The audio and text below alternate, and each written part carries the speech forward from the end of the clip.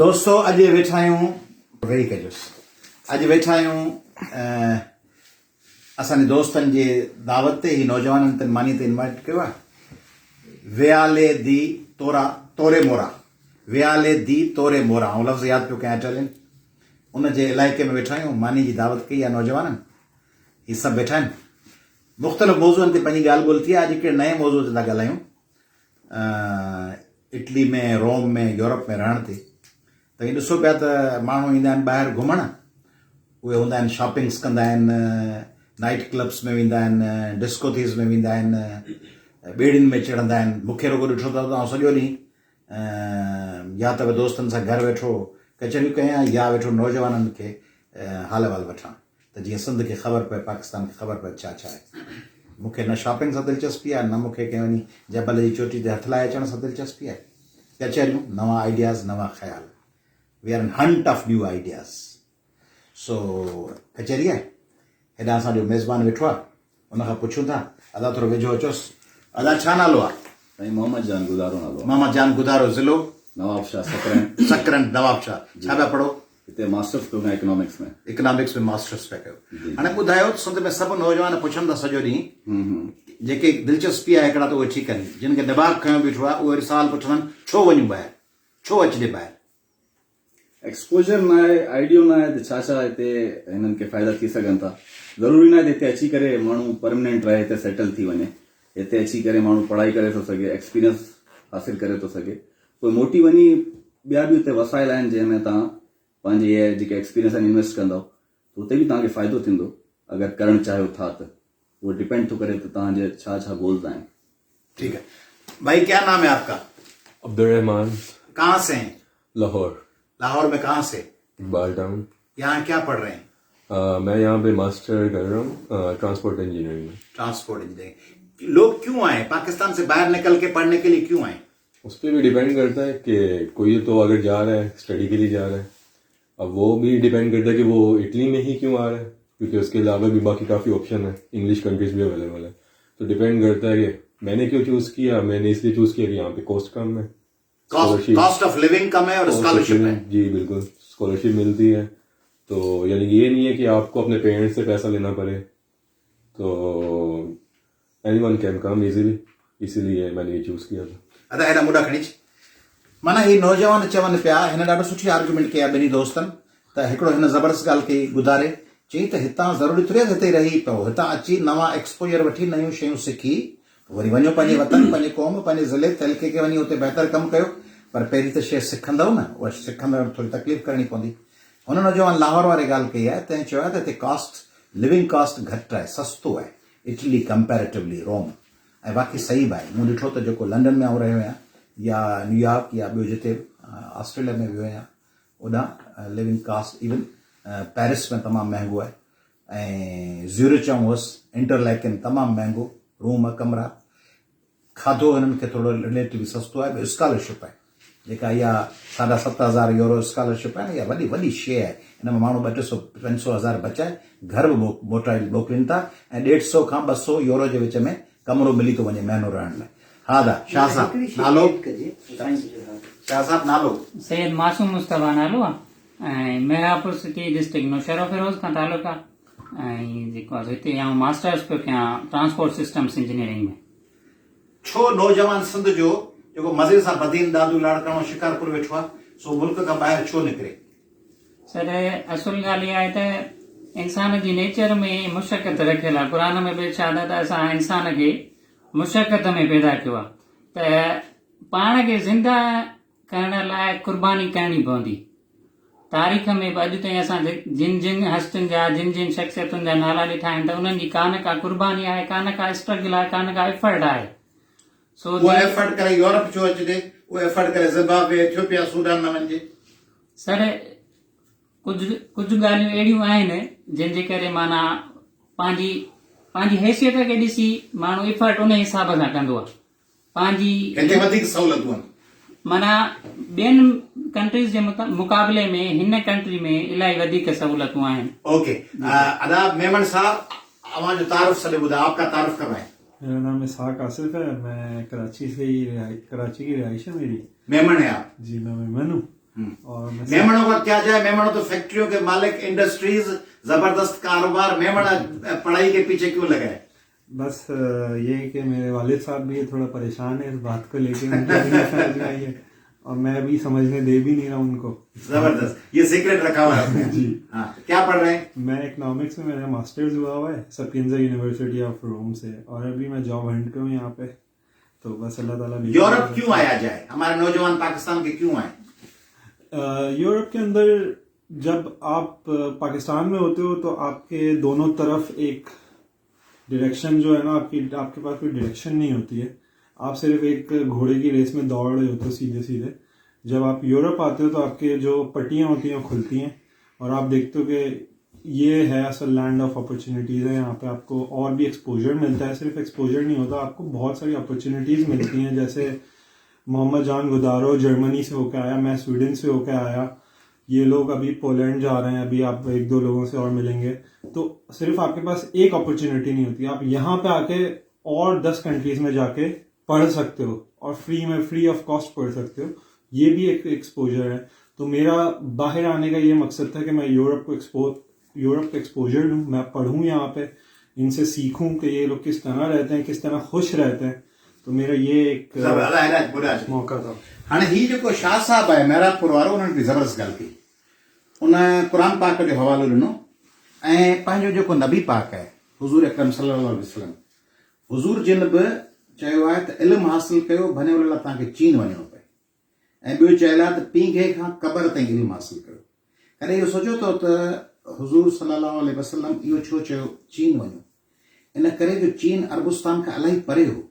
मिसाल जो मक़सदु इहो हो त जेतिरो परे वञो, मिसाल तौर इहो चई सघिया त भरिसां इराक में वञिजे, शाम में वञिजे, ठीकु आहे न, ऐं यमन में वञिजे, वेझा मुल्क हुआ न, परे जे मुल्क जो हुज़ूर जिन मिसाल ॾिनो।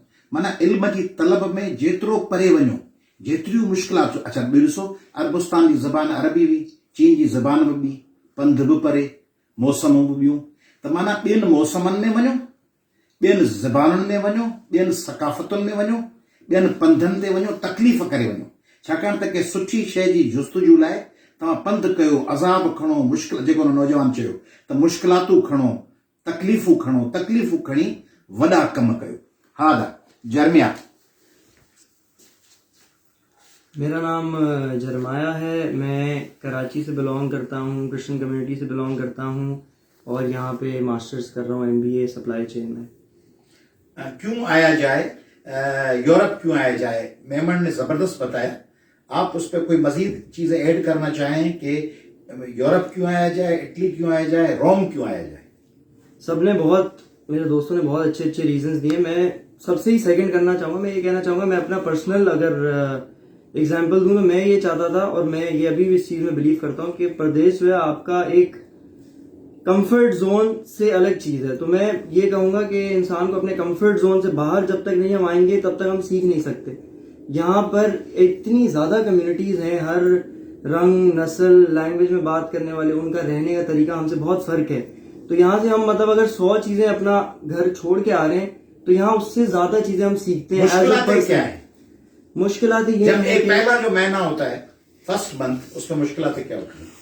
आपकी जो होम कंट्री में, आपके मुल्क में जो आसाइशें हैं वो शायद यहाँ पे आपको नहीं मिलेंगी, उतना आपको कंफर्ट नहीं मिलेगा और कम्युनिकेशन में भी आपको काफ़ी प्रॉब्लम्स आ सकती हैं, लाइफस्टाइल में फ़र्क आता है। लेकिन फिर यही है कि उनसे निकलना, उससे सीखना, वो यहाँ पे इंसान को अदा वगन साहब। साईं, मुंहिंजो नालो ज़ैन वगण आहे। मां पाण ज़िला कमर दादकोट खां तालुक़ रखां पियो। मैट्रिक किथां कयो? मैट्रिक मां कई आहे कराची मां, इंटर बि कराची मां, यूनिवर्सिटी दाऊद यूनिवर्सिटी कराची मां बैचलर्स कई। हिते छा पिया पढ़ो? हिते मां पढ़ियां पियो मास्टर्स पोइ कया नैनो टेक्नोलॉजी इंजीनियरिंग में।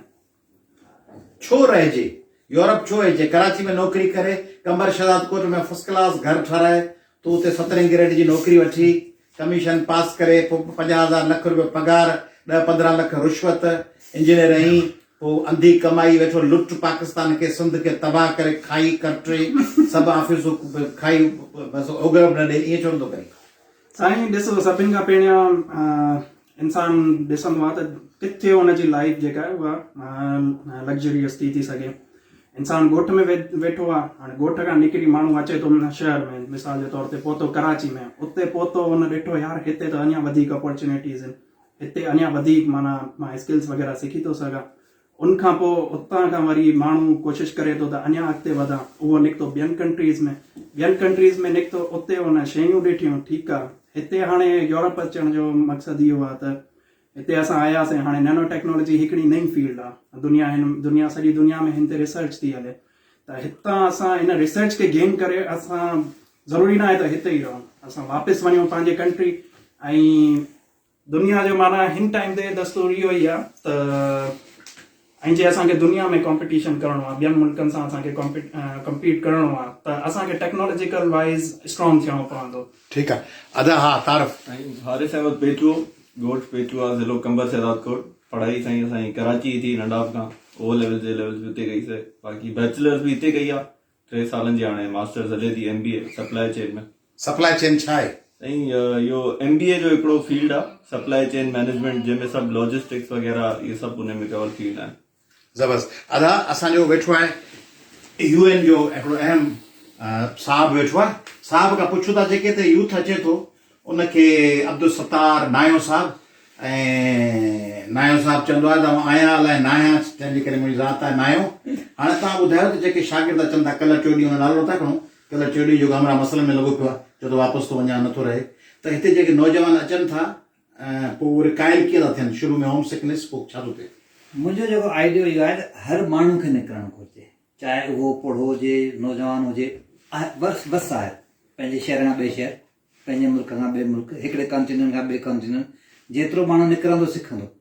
पर नौजवान इन करे जो नौजवान जो लाइफ स्पेन वधीक आहे, जेकर अॼु हुन ते इन्वेस्टमेंट कयो था, उहो जे 60-70 साल रहे थो त उहो हुनखे केरी कंदो, पर जेकर मूं जहिड़ो माण्हू 50 साल वारो कंदो त उनखे जी लाइफ स्पेन घटि आहे न, त इन्वेस्टमेंट रिटर्न जेकर नौजवाननि ते कयो था त उहो तमामु माना उनजो रिटर्न वधीक आहे।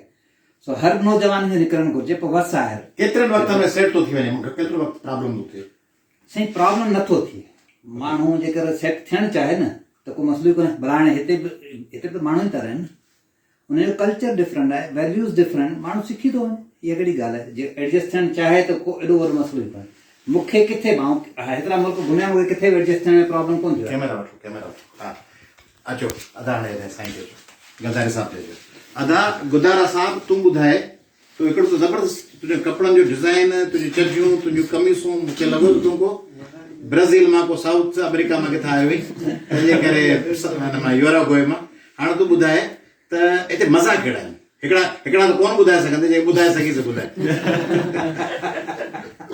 हिते त मज़ा डिपेंड थो करे तव्हां कहिड़ा मज़ा वठणु चाहियो था पहिरां, बाक़ी मज़ा इहा आहिनि। ॻाल्हि ॿुधी तूं ठरी पियो, तुंहिंजो मोह चमकण ज्यादा मूंखे ॾेखार। हिन जे मुंहं ते ॾिसो, जॾहिं मज़ा पुछो तम त शागिर्द ई ख़ुशी में गदगद पिया थियनि, माना चमकियो वञनि। तंहिंजे करे सम्झो जेके नौजवान ते वेठा आहियो त सम्झो बिटवीन द लाइन्स ॻाल्हि सम्झी पई आहे न। हिते माना आज़ादी, मज़ा, पुछा गाछा कान्हे, जीअं वणेसि मथां खां तलवार कान पई लटके त ईअं करिणो आहे, पंहिंजो हक हलाल जी रोज़ी कमायो, हुनखे पंहिंजी मर्ज़ी सां ख़र्च कयो। इहा जेको जीअण आहे, हुते जीअण राति जो वञो त हुते ॾिसो केतिरियूं रुकावटूं आहिनि, केरु तव्हांखे खणी मुर्गो ठाहे छॾे, केरु तव्हांखे खणी घुम करे छॾे, केरु तव्हांखे मारे छॾे, कंदकोट शिकारपुर अगवा थी वञो, जेकबाबाद। हिते बि हल्का फुल्का क्राइम थींदा हूंदा, पर हिते अगवा त कोन था थी वञनि न। ऐं ॿी ॻाल्हि त कंहिंखे पसंदि कयो, शादी कयो, हिते फलाणी बिरादरी मां कंदुसि, फलाणी बिरादरी मां कंदुसि, बिरादरी खां ॿाहिरि संग कोन थींदो। हिते इहे मसइले ई कोन्हनि। हिते केरु बि कंहिंसां बि शादी करे, क्रिश्चन वञी हिंदू सां करे, हिंदू वञी जेको मुस्लिम सां करे, मुस्लिम वञी यहूदी सां करे, जेको जंहिंसां करे, छोकिरी वॾी हुजे या नंढी हुजे, हिन सब्जेक्ट जी हुन सब्जेक्ट, पाड़ा सेक्ट ते असल में हुनजो को असर ई कोन्हे। हिते हिनजो बि को वास्तो कोन्हे त का ज़बान कंहिंजी कहिड़ी आहे, नस्ल परस्ती कान्हे, रेसिज़म कोन्हे। हूंदो अमीर ग़रीब जो फ़र्क़ु कोन्हे, इश्क थी वियो, बाबो कोन थो राज़ी थिए, अमा कोन थी राज़ी थिए, इहो बि कोन्हे। तंहिंजे करे हिते पर ॿिया बि इलाही मज़ा हूंदा, साईं सची कोन कंदा, पर ॾिसो हुन चेहरे ते ख़ुशी ॾिसो। हा कहिड़ा मज़ा आहिनि साईं? पहिरीं त ॻाल्हि साईं चयो कपिड़नि जे लाइ त बहरहाली इटली फैशन हब आहे, तंहिं करे रिप्रेज़ेंट था कयूं इटली खे। बाक़ी हिते मज़ा ईअं आहिनि त ताईं के सेकेंड कंदोसाऊं त हिते इंडिपेंडेंट आहे, माण्हू पंहिंजी लाइफ पंहिंजी मर्ज़ी सां जीए थो, पैसा कमाइणु सिखे थो, इंडिपेंडेंट थियणु सिखे थो, पैसे खे कीअं ख़र्च करिणो आहे, फाइनेंस हलाइणु सिखे थो, घर हलाइणु सिखे थो। ठीकु आहे, ऐं पाकिस्तान में हुउमि त नंढो ॿारु हुयुमि, मां पंहिंजे बाबा जे मथां डिपेंडेंट हुयुमि। मां हिते आयो आहियां, मूंखे ख़बर पई आहे घर कीअं हलाइबो आहे। सोसाइटी में कीअं हलबो आहे, दोस्तनि यारनि सां कीअं हलबो महीने जो ख़र्च घणो आहे रूम ते? रोम में महीने जो ख़र्च डिपेंड थो करे, 500 में 400 में थी थो वञे। मानी बानी रिहाइश सभु थी वञे। हा 500 में थी थो वञे। अच्छा, ऐं माण्हू जेको यूनिवर्सिटी जी फी फ्री आहे, स्कॉलरशिप आहे? स्कॉलरशिप आहे। अच्छा, हितां जे करे तव्हीं घुमण वञो, मिसाल ओचितो तव्हांजो मूड थिए त वञूं असीं स्विट्जरलैंड या जर्मनी, त केतिरनि पैसनि में थी ईंदो? बस जो भाड़ो घणो आहे?